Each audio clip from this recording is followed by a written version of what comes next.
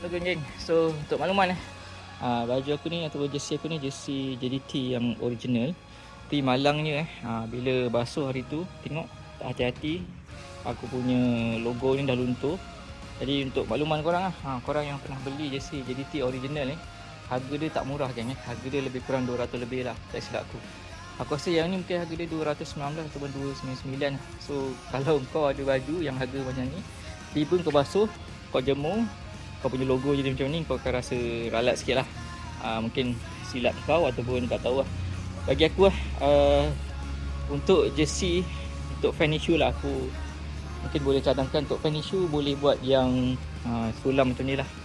Mungkin harga rendah sikit lah berbanding yang player issue macam ni kan. So ini memang terbaik lah, kain apa semua terbaik. Cumanya ini je lah masalah lah. Okay geng, kalau ada yang jual logo ni boleh bagi tahu aku lah. Mungkin aku boleh tukar logo ni, insyaAllah. Okay, Assalamualaikum warahmatullahi wabarakatuh.